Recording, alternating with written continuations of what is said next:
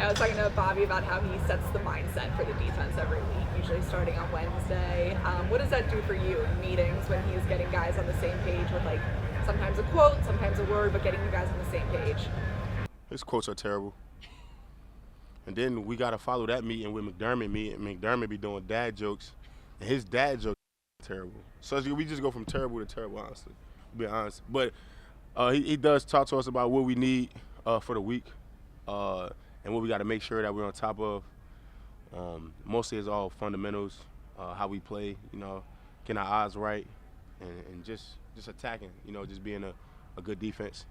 Have there been any outliers of a quote you did like? No. No. Not none of his quotes. None of them. What does it do, though, for a defense when you guys are all, whether it's a good quote or not, you're on the same page? Well, we all see when we're on the same page what we do. I mean, we get 3 and outs, we get turnovers, we get stops, we get the offense back the ball.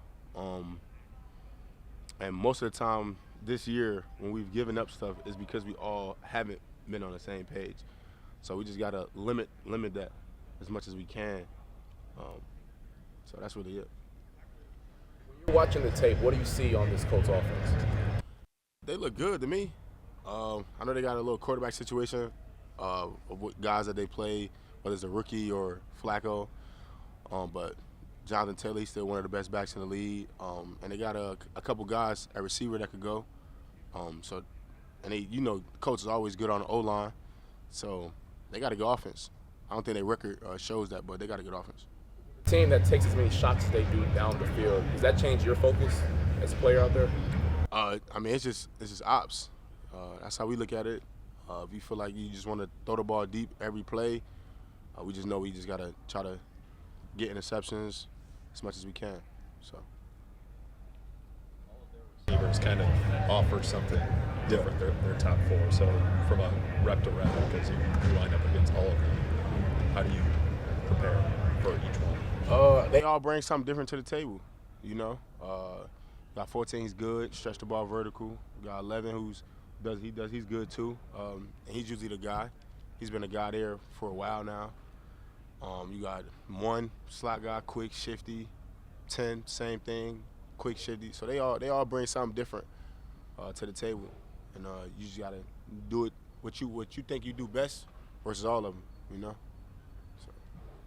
Taylor, a minute ago, said that Taron Johnson's one of the best slot corners in the game. Do you agree with that? And just what makes Taron so efficient on defense, guarding guys in the slot?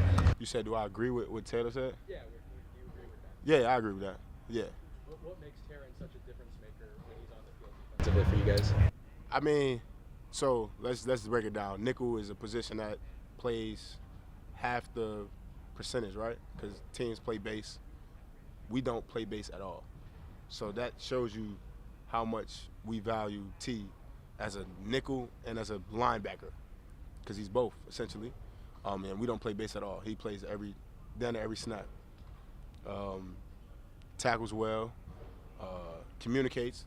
He does most of all I would say 75% of the communication on the back end goes through him.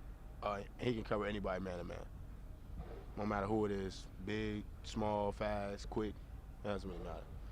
So I think, in my opinion, he's the best in the league at nickel.